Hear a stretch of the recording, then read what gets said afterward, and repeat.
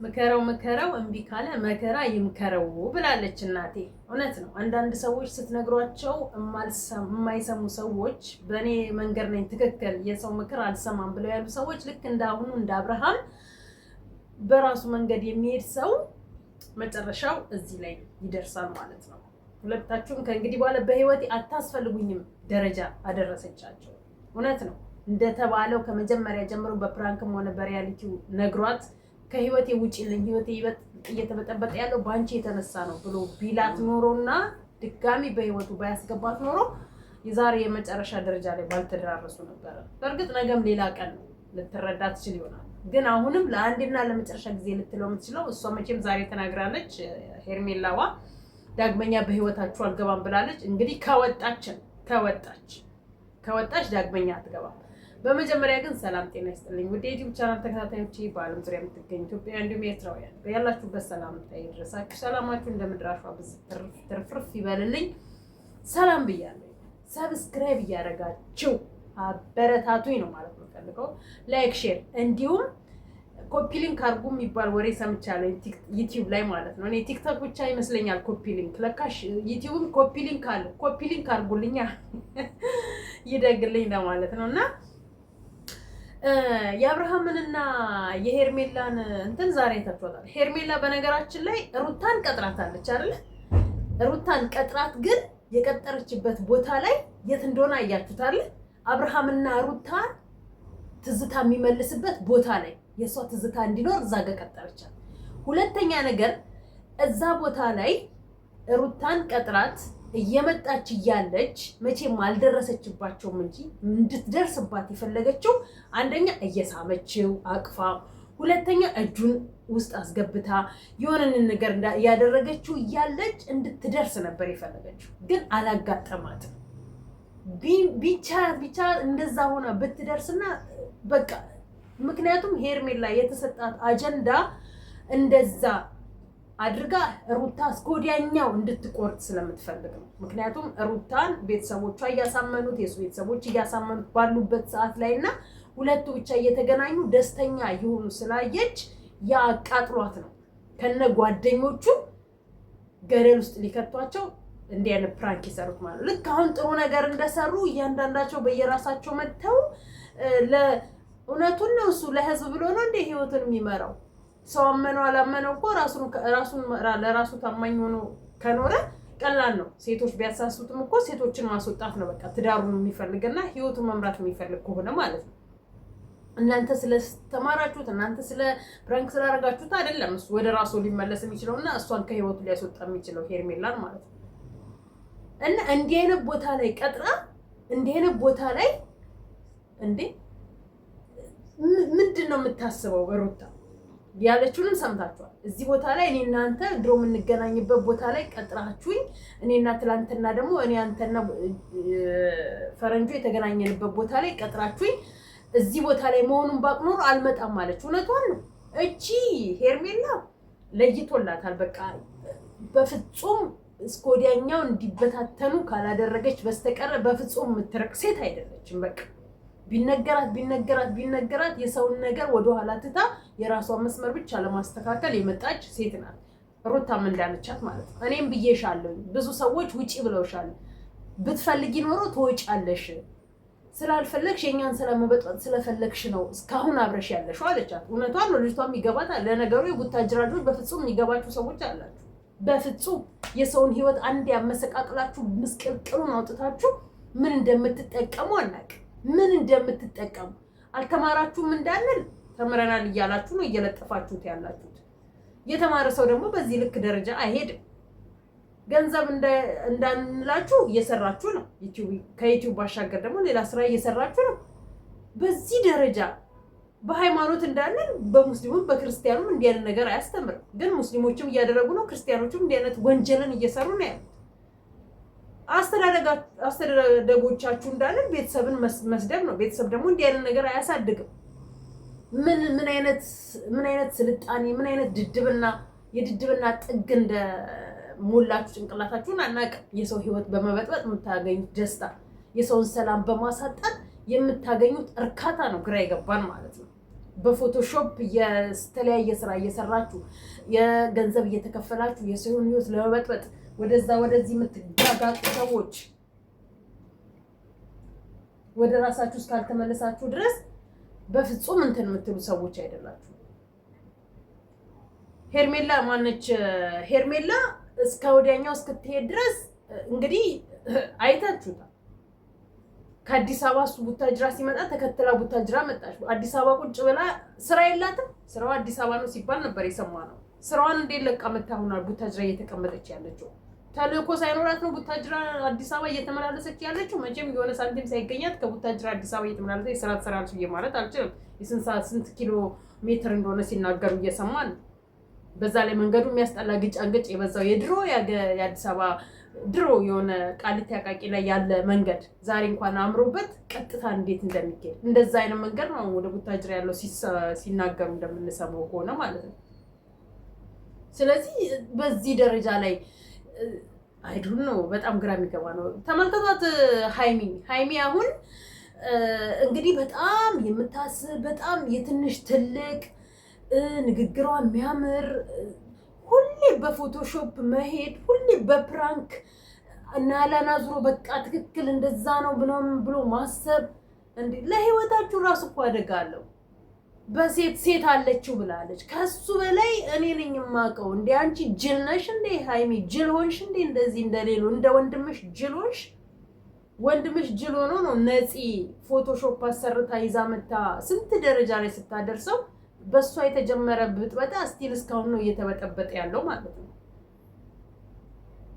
ልጁንም ብላ ዲኤንኤ አስመርምራ የውሸት ዲኤንኤን ብላ ይዛ መጣችሁ። ቀጠለች። ይቺኛዋ ደግሞ ገብታ ህይወቱን እያመሰቃቀለች ነው የወንድምሽን። አንቺም ደግሞ ተጃጅለሽ ከሴት ጋር ነው። እሱ ከሴት ጋር እንደሆነ ሳያውቀው ቀርቶ ነው ታዲያ ላንቺን የማይነግርሽ ያልነገረሽ የደበቀሽ ነገር ቢኖር እሱ ከሴት ጋር እያለ ከሴት ጋር ሆኖ ላንቺ ሳይነግርሽ እቃቃ ነው እንዴ?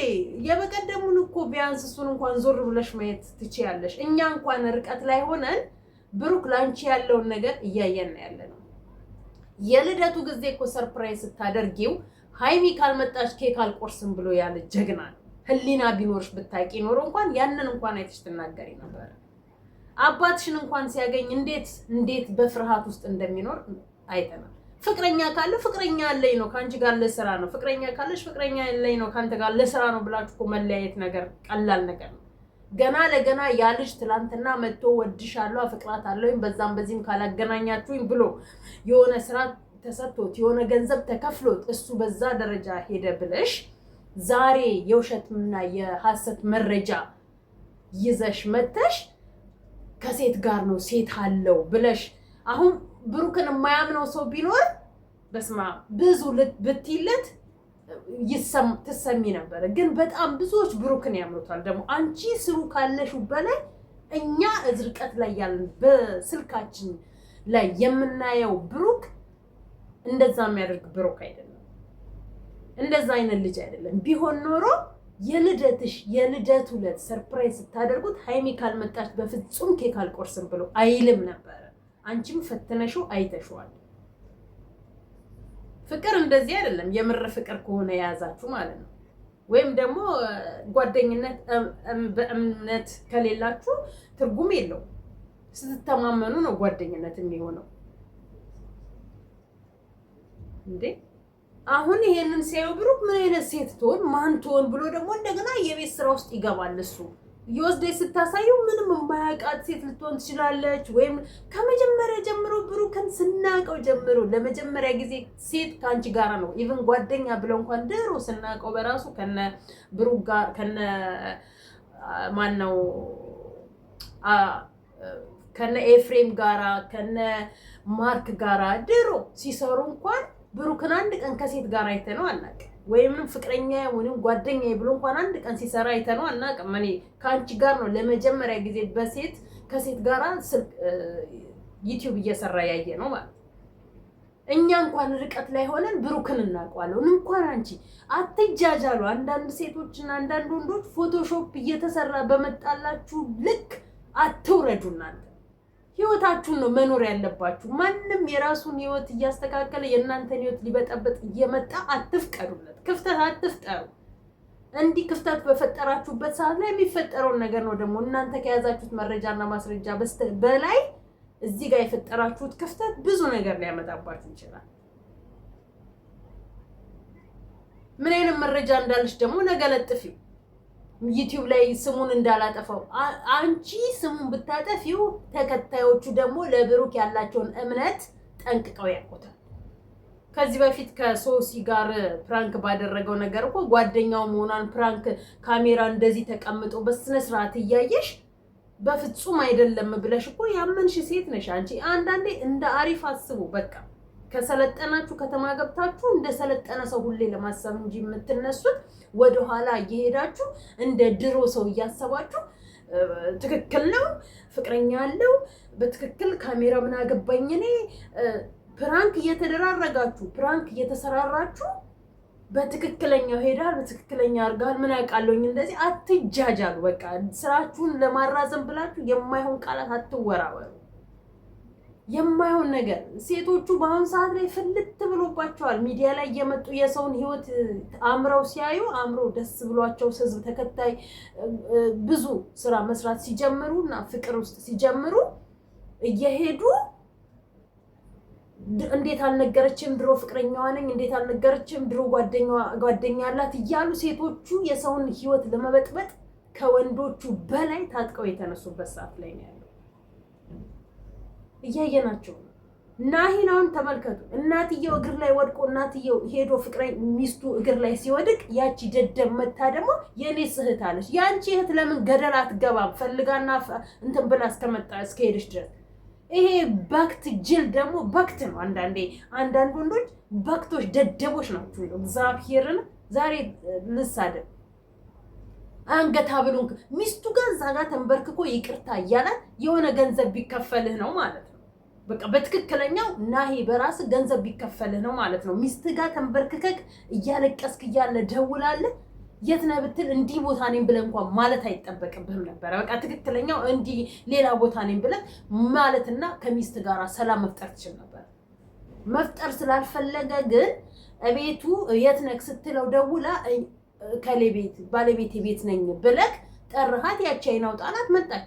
አንገት ሀብሉን ካላረክ ብላ ስትል አደረግ። የምን መጃጃል ነው? የምን መጃጃል ነው? አትፍረዱበት።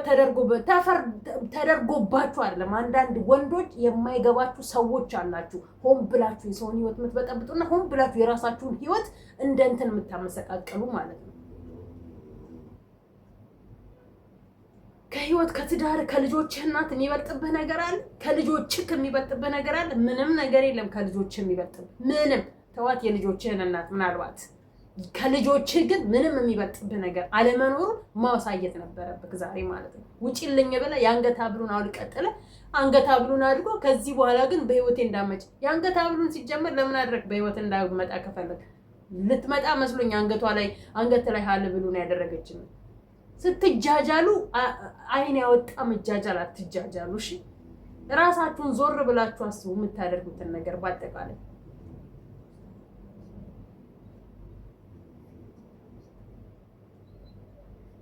ጨው ለራስ ስትልጣፍ ጣለብለዛ ድንጋይ ነው ብሎ ይጥለዋል አለ። እንደ ድንጋይ አትሁኑ። ለራሳችሁ ሰው የሆነ ደፋ ቀና ብሎ የእናንተን ህይወት ሊያስተካክል ሲል እናንተ ደግሞ እዚህ ጋር ህይወታችሁን ጭራሽ ክፍተት እየፈጠራችሁ የምትበትኑ ሰዎች ማለት ነው። ሄርሜላ ገና ዋጋዋን ታገኛለች።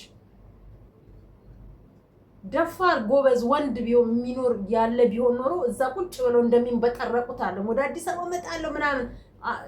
ሄርሜላን ለማግኘት በጣም ቀላል ነው። ቡታጅራ መጣላችኋለች። እስኪ ምን ታመጣላችሁ ብላ ነው ቡታጅራ ድረስ የመጣችላችሁ። ወንድ የሆናችሁ ታዲያ አዲስ አበባ እያለች አፋችሁን ከምትከፍቱ አሁን እሷ አጠገቧ ላይ አፋችሁን አከፍቱ። ጓደኞቻችሁን ብቻ እንዲህ ብታደርጉ ብላችሁ የምትሉ ጓደኞቻችሁን ከማድረግ ወደኋላ አትቀሩ። ለማንኛውም በርቱበት። አመሰግናለሁ። እዚህ ላይ በቃኛል ለዛሬ። ሰላም ሁኑ።